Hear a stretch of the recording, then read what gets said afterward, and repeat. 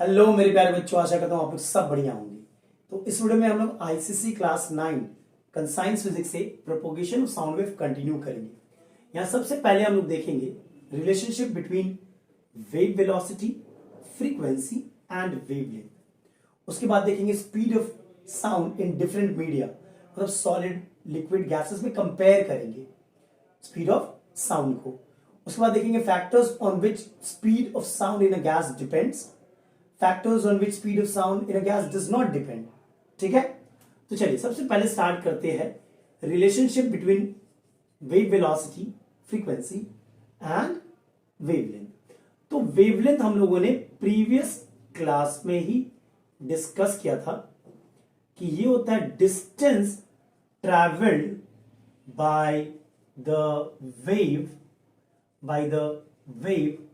in one time period, that is t. What is capital T? Time period, the time taken to complete one vibration. समझ रहे? तो lambda को क्या हम distance travel क्या होता है? Speed into time.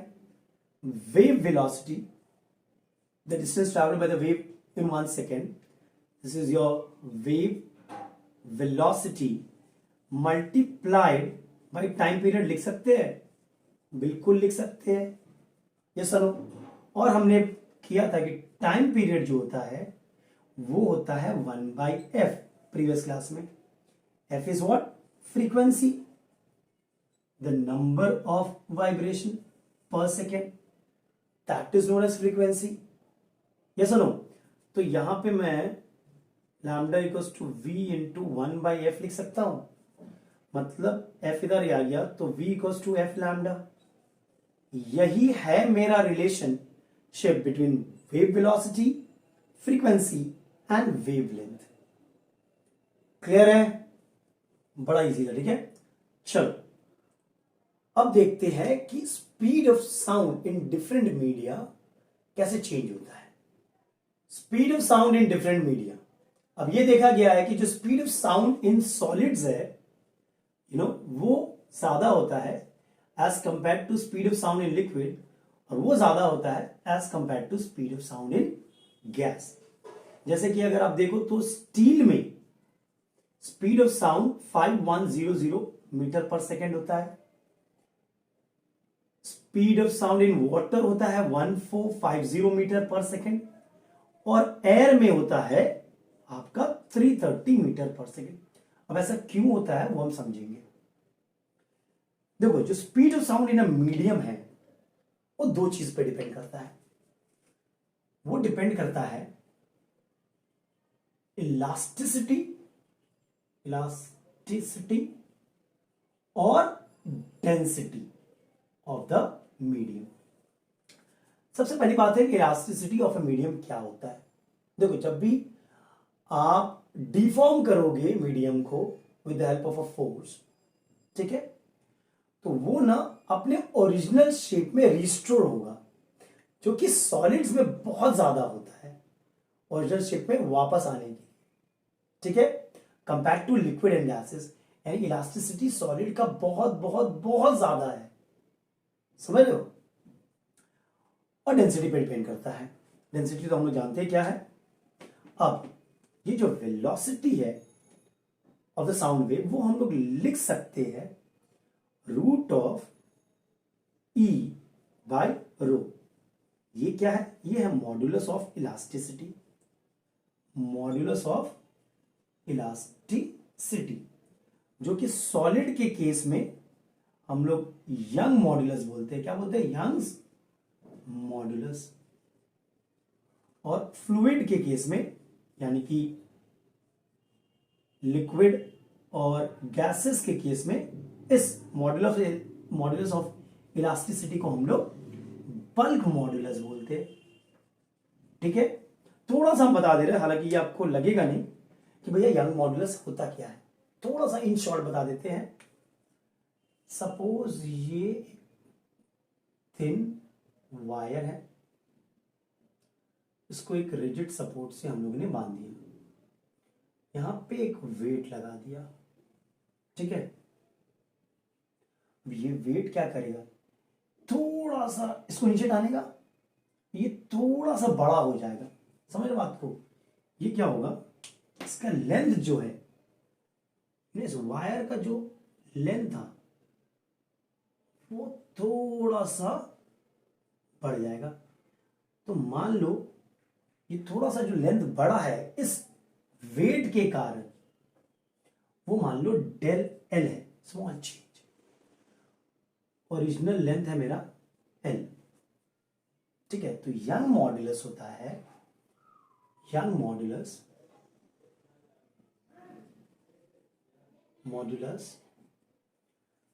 होता है tensile stress by tensile strain, जो कि भूल जाओ अब ये क्या है अपना, वो सब हम लोग सब क्लास 11-12 में पढ़ेंगे हम लोग। बट सिंपल वर्ड में आप बोल सकते हो कि young modulus is stress by strain. Stress क्या होता है, फोर्स बाय एरिया, आप कितना फोर्स लगा रहे हो और area of this wire, by strain. Strain क्या होता है, change in length bye original length. इसी को हम लोग यंग्स मॉड्यूलस कहते हैं, ठीक है। और फ्लूइड के केस में वहां पे आपका प्रेशर आता है फोर्स के जगह, और चेंज इन वॉल्यूम को कंसीडर करते हैं हम लोग। सब पढ़ेंगे हम लोग, तो घबराइए मत। बस ये अभी के लिए याद रखिए कि जो वेलोसिटी होता है ऑफ द साउंड वेव, वो होता है root over E by rho. अब न्यूटन ने क्या देखा, न्यूटन ने देखा कि जब साउंड ट्रैवल करता है गैस में, तो जो मीडियम है उसका टेम्परेचर चेंज नहीं होता है, और ऐसा जब होता है तो उस चेंज को हम लोग आइसोथर्मल चेंज बोलते हैं, ठीक है। आइसोथर्मल प्रोसेस, आइसोथर्मल प्रोसेस मतलब जब साउंड वेव मूव कर रहा है तो there be no change in temperature of the medium. उस केस में क्या होता है, आइसोथर्मल केस में क्या होता है, जो के है, सॉरी जो ई है, वो पी के बराबर होता है, प्रेशर के बराबर होता है। यानी कि ये फॉर्मूला जो है, जो हम लोगों ने फॉर्मूला लिखा था v equals to root of E by rho, वो मेरा चेंज हो जाएगा न्यूटन के हिसाब से। वो मेरा हो जाएगा v equals to root over of p by rho, समझ रहे हो। और at NTP, normal temperature pressure, हमें पता है कि p का जो वैल्यू होता है वो होता है 1.01 multiplied by 10 to the power 5 newton per metre square. और जो हमारा डेंसिटी है वो होता है 1.293 kg पर मीटर क्यूब, ठीक है। अब ये जब वैल्यू आप बैठाते हो और जो वेलोसिटी निकलता है वो निकलता है 279.5 मीटर पर सेकेंड। तो न्यूटन के हिसाब से ये है velocity of the sound in gas, जो कि गलत है, इन एयर जो कि गलत है, क्योंकि हमें पता है जो एक्चुअल वेलोसिटी है वो 330 मीटर पर सेकेंड है। तो इस एरर को, तो यहां पे एरर था एक, देयर वाज एन एरर, इस एरर को ठीक किया लैपलेस ने।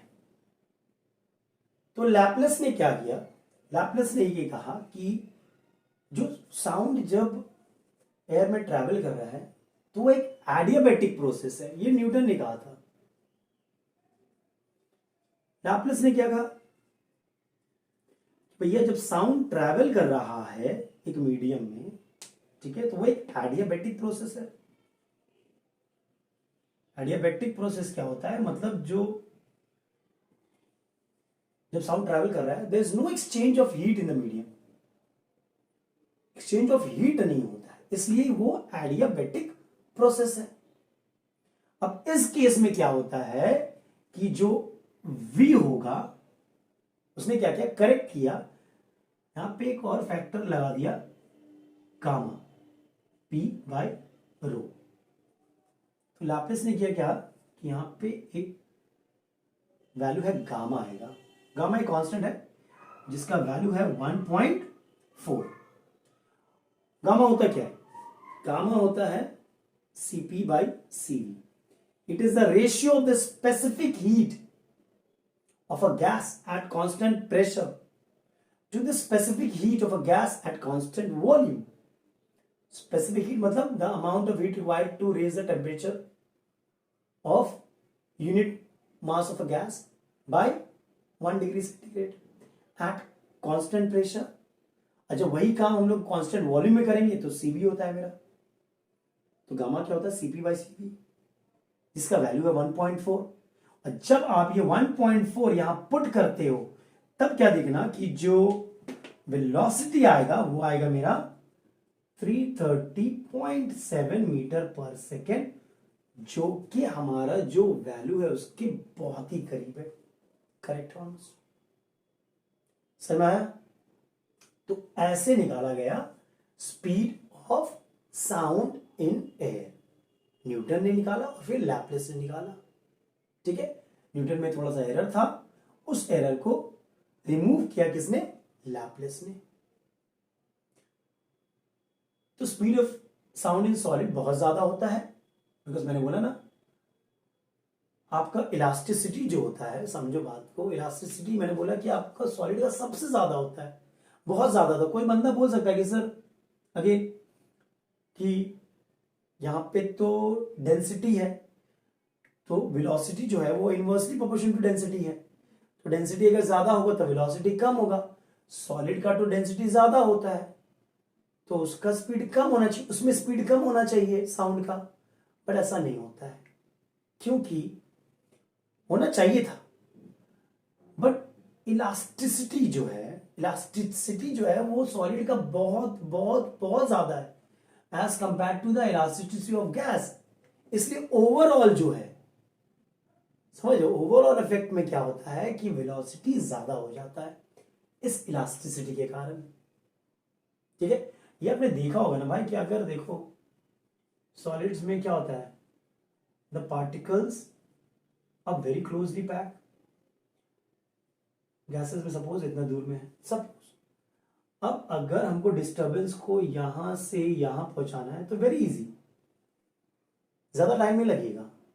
लेकिन अगर डिस्टरबेंस को आपको यहां से यहां पहुंचाना है तो थोड़ा टाइम लगेगा, यहां पे कम टाइम लगेगा, जो कि सॉलिड की स्ट्रक्चर को है पार्टिकल के, यहां पे थोड़ा ज्यादा टाइम लगेगा, यहां पे कम टाइम लगेगा, यहां पे ज्यादा टाइम लगेगा। आप इसको धक्का मारोगे ना तो वो जो फोर्स जो धक्का मारा गया यहां पे बहुत जल्दी पहुंचेगा एज कंपेयर टू जब इसको धक्का मारोगे यहां पहुंचने में। समझ में आ रहा है? इसीलिए speed of sound in solid is more as compare to liquid and gases. समझ में आ गया? अगर आप दो बहुत ही छोटा सा एग्जांपल ले रहे हैं हम, कि अगर आप एक बड़ा सा स्टील बार ले लो, उसके एक एंड पे आप साउंड प्रोड्यूस करो, hit it by an object, तो साउंड प्रोड्यूस होगा, आपको दो सुनाई देगा एट द एंड। जो पहला साउंड ट्रैवल हुआ है वो थ्रू द सॉलिड हुआ है, जो दूसरा साउंड ट्रैवल हुआ है वो थ्रू द एयर हुआ है। फिर से जो लोग रेलवे ट्रैक के आसपास रहते हैं वो लोग क्या करते हैं, दे place the air on the railway track, ये चेक करने के लिए कि ट्रेन आ रहा है कि नहीं आ रहा है, उनके तरफ आ रहा है या उनसे दूर जा रहा है, वो सब वो पता करते हैं अपने कानों को वो रेलवे ट्रैक्स में रख के। कैसे करते हैं कि जब वो ट्रेन रेल ट्रैक्स में मूव कर रहा है तो चक्का के कारण वाइब्रेशन प्रोड्यूस होता है, वो वाइब्रेशन जो है साउंड प्रोड्यूस होता है, वो साउंड जो है जो रेल ट्रैक है सॉलिड है वहां से बहुत जल्दी ट्रैवल करता है। एयर से आने में टाइम लगेगा, आपको सुनने में टाइम लगेगा, बट वो रेल ट्रैक से बहुत आसानी से बहुत जल्दी से आप तक पहुंच जाता है। तो जो बंदा है जो भी है वो सुन रहा है वो समझ जाता है अरे चलो ट्रेन क्या है हमारी तरफ आ रहा है। अगर साउंड इंक्रीज होता रहेगा तो जाहिर बात है ट्रेन आ रहा है, और अगर साउंड कम होता रहा तो ट्रेन उनके अगेंस्ट जा रहा है, उनसे दूर जा रहा है। समझे? तो ये तो था speed of sound in different media. चलिए अब देखते हैं factors on which speed of sound depend. Factors affecting the speed of sound in a gas. अब चार फैक्टर हमें पढ़ना है। पहला है डेंसिटी ऑफ द गैस, देखेंगे कैसे डिपेंड करता है, टेम्परेचर, ह्यूमिडिटी और स्पीड ऑफ विंड। एक एक करके सबको डिस्कस करेंगे। सबसे पहले आते हैं डेंसिटी पे। तो हमें पता है कि न्यूटन ने बोला था कि velocity of sound in a gas is root over P by rho. Rho is the density, जो कि गलत था। उसे करेक्ट किया था लैपलेस ने, उसने कांस्टेंट ला दिया था। ठीक है, ये मेरा करेक्ट फॉर्मूला है। यानी कि यहां से आप देख सकते हो कि जो वेलोसिटी है वो inversely proportional to root over of density है कि नहीं? रो डेंसिटी डिनोट कर रहा है, यानी कि डेंसिटी जितना ज्यादा होगा गैस का उतना स्पीड कम होगा उस गैस में, अगर दो गैस को आप कंपेयर कर रहे हैं। For example, density of oxygen is 16 times density of hydrogen. अब देखो ये हम लोग यूज करेंगे, velocity in oxygen by velocity in hydrogen will be equal to root of density of hydrogen by density of oxygen. ये सुनो, inversely proportional है। अब हमें पता है कि डेंसिटी ऑफ ऑक्सीजन जो वो 16 टाइम्स दिस है, तो V of oxygen by V of hydrogen will be root over of 1/16, जो कि 1/4 होगा। 4 इधर गया, तो velocity of hydrogen is 4 times velocity in hydrogen is 4 times velocity in oxygen. देख रहे हो, डेंसिटी जिसका ज्यादा है उसका उस मीडियम में, उस गैस में वेलोसिटी कम होगा। समझ में आ गया? अच्छा, यहां से ना एक बड़ा ही बढ़िया लाइफ लेसन मिल रहा है। मैंने कुछ बच्चों को देखा है, वो क्लास में कहते हैं कि ये तो क्लास का टॉपर है सर, हम इसे बीट नहीं कर पाएंगे, बहुत ही इंटेलिजेंट है, बहुत ही इंटेलिजेंट है। तो मैं कहना चाहता हूं कि हर कोई इंटेलिजेंट है क्लास में। जितने आपके क्लास में अगर 40 बच्चे हैं तो 40 के 40 इंटेलिजेंट है। हाँ, बट वो जो क्लास का टॉपर है ना, उसके लाइफ में कुछ चीज कांस्टेंट है जो आपके लाइफ में वेरिएबल है। जो टॉपर होते हैं ना, समझो बात को, उनके लाइफ में ना एक कांस्टेंट चीज है, दो कांस्टेंट चीज है राधा।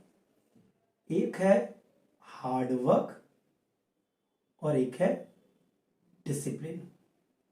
ये दो चीज उनके लाइफ में कांस्टेंट है, जो कि तुम्हारे लाइफ में वेरिएबल है, कीप्स ऑन चेंजिंग। अगर इन दो चीज पे ध्यान दोगे और जिंदगी में जब स्टूडेंट लाइफ है आपका, वहां पे हार्ड वर्क और डिसिप्लिन रहोगे, फोकस्ड रहोगे,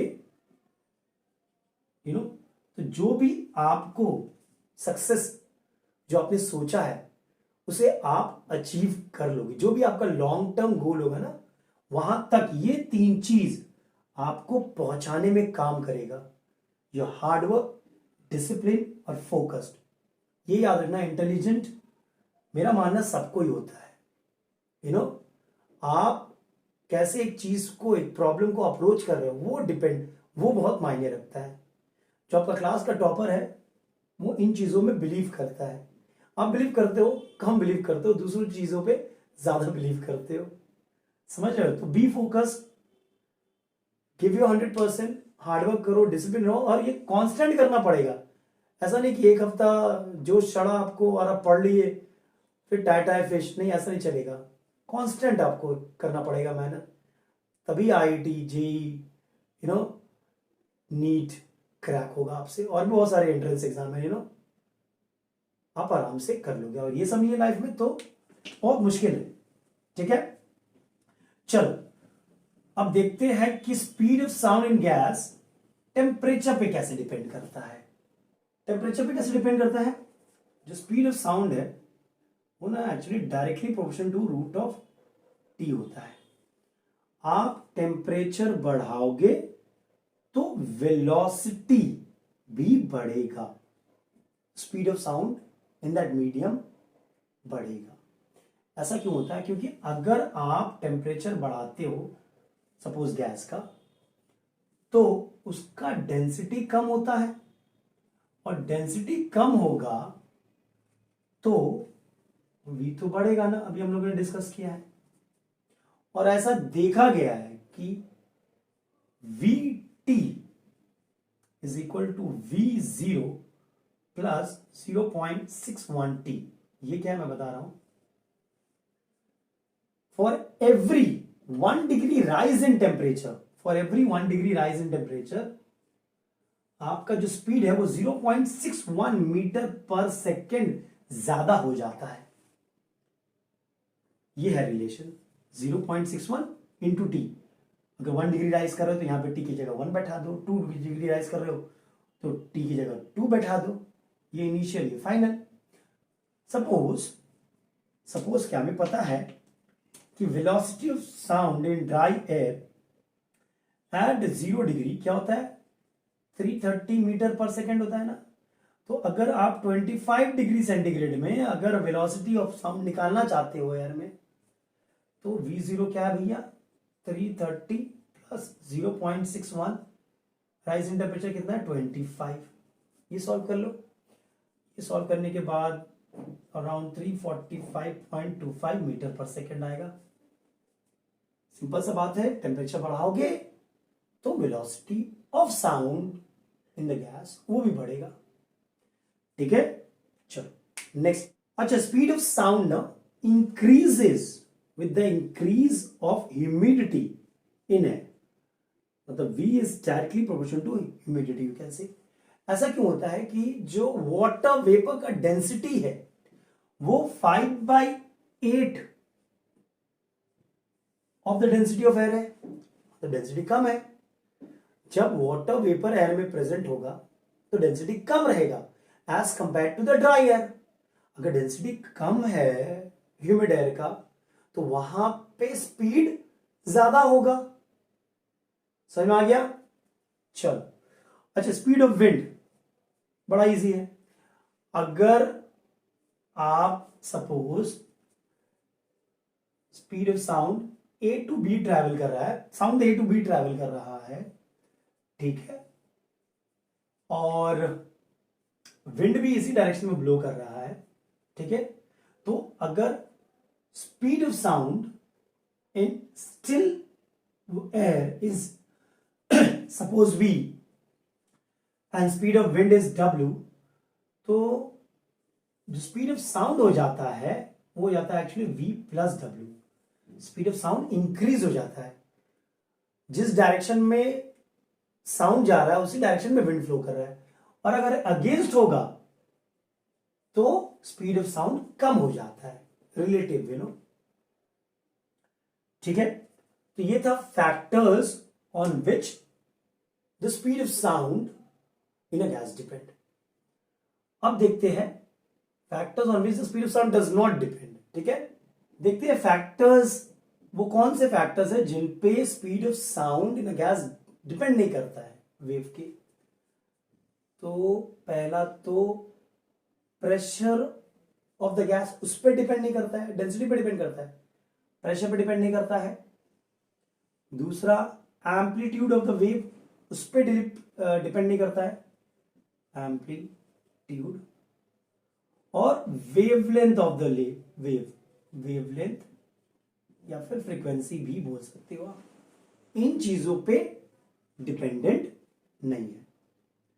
प्रेशर पे डिपेंडेंट नहीं है, एम्पलीट्यूड पे डिपेंडेंट नहीं है, वेवलेंथ या फ्रीक्वेंसी पे डिपेंडेंट नहीं है।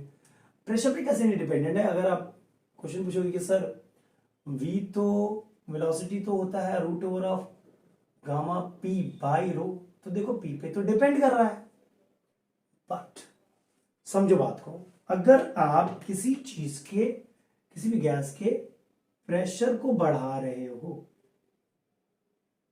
ठीक है, आपने प्रेशर सपोज इंक्रीज कर दिया, तो वॉल्यूम क्या होगा? वॉल्यूम डिक्रीज हो जाएगा, है कि नहीं? बट मास तो कांस्टेंट है। डेंसिटी क्या होता है? मास बाय वॉल्यूम, मतलब डेंसिटी बढ़ जाएगा।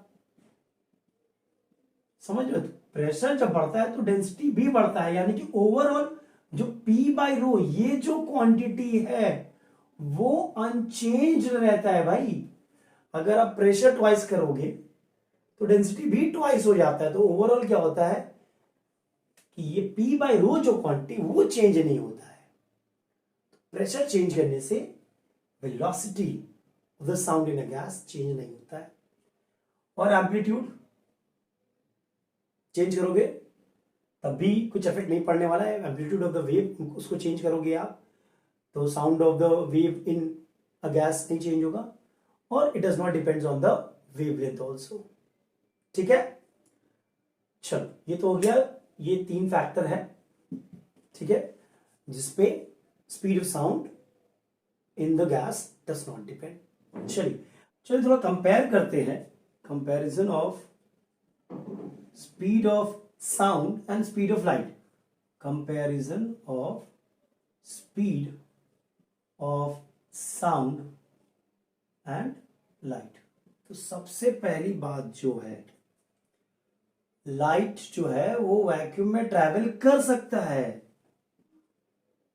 ये वैक्यूम में ट्रैवल कर सकता है, बट साउंड वेव्स जो है they need a material medium, वो वैक्यूम में ट्रैवल नहीं कर पाएंगे, है कि नहीं, ये वैक्यूम में ट्रैवल नहीं कर पाएंगे।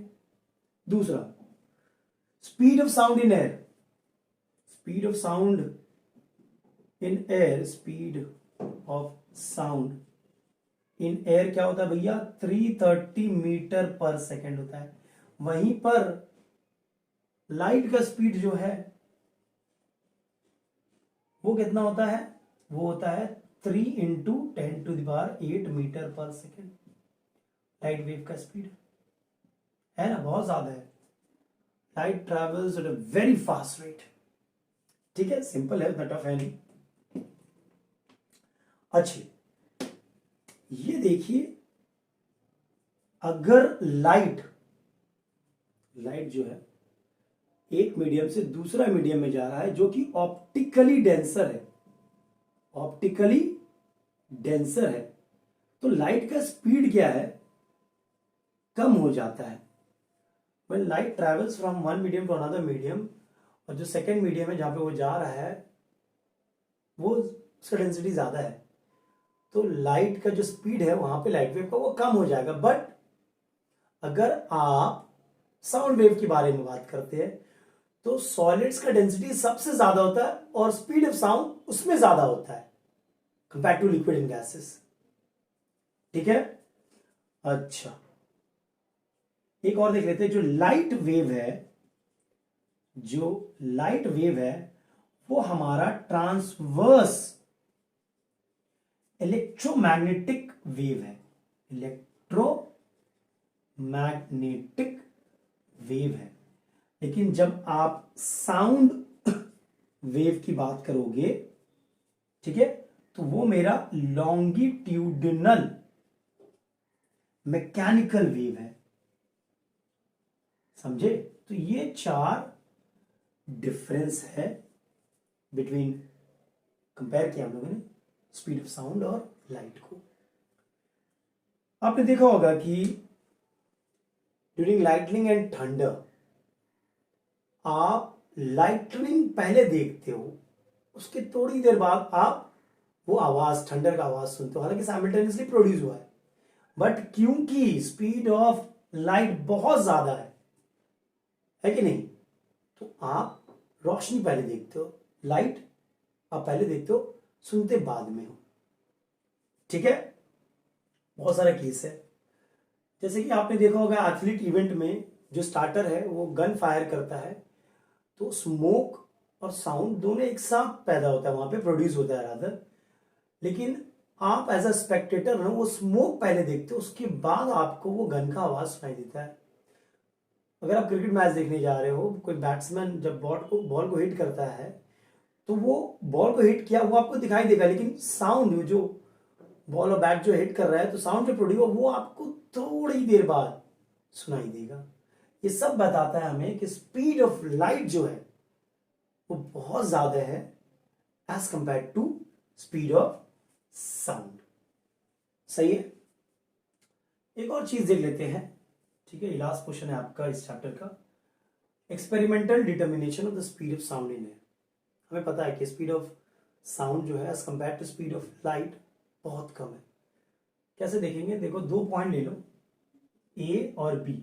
सपोज ये दोनों हाई एल्टीट्यूड में है at a distance of 1 kilometre apart. ठीक है, यहां पे दोनों पे दो बंदे हैं खड़े हुए।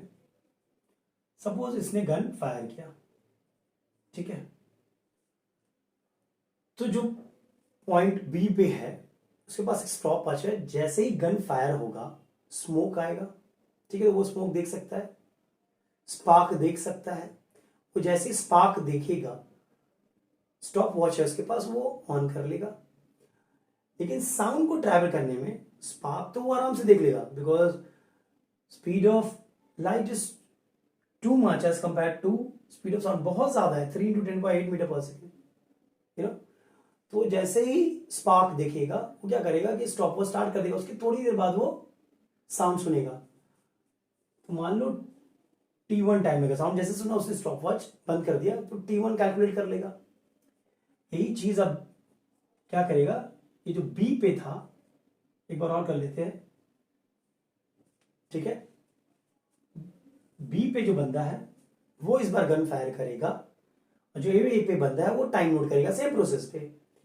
जैसे फायर किया, उसने स्पार्क देखा ए वाले बंदे ने, और स्टार्ट किया स्टॉप वॉच, और जैसे ही साउंड सुना तो स्टॉप किया T2 टाइम। ठीक है, इनका एवरेज ले लो, सपोज इनका एवरेज T है, ठीक है। तो स्पीड क्या होगा, डिस्टेंस बाई T, बस स्पीड निकल जाएगा, जो कि हम देखेंगे आसपास ही आएगा। करेक्ट नहीं आएगा, बिकॉज बहुत सारे फैक्टर्स है यार, यू नो। हम लोगों ने 2 बार लिया है to eliminate the speed of wind, you know, इधर ब्लो रहा है इधर ब्लो रहा है, टू एलिमिनेट दैट हम लोगों ने 2 बार ही एक्सपेरिमेंट किया। और बहुत सारे अदर्स फैक्टर्स है जिनके कारण ये रीडिंग जो है आपका एक्यूरेट नहीं आएगा, समझ लो। चलो, इस वीडियो में हम लोग यहीं तक रखते हैं। ये हमारा लास्ट पोर्शन था आई बिलीव इस चैप्टर का। इसके प्रीवियस वाले पोर्शन आपको डिस्क्रिप्शन बॉक्स में मिल जाएंगे। नेक्स्ट वीडियो में इसके न्यूमेरिकल्स है, वो बहुत इंपॉर्टेंट है, वो करेंगे। Till then take care and be safe. और अगर वीडियो पसंद आया तो लाइक, शेयर और सब्सक्राइब जरूर करें।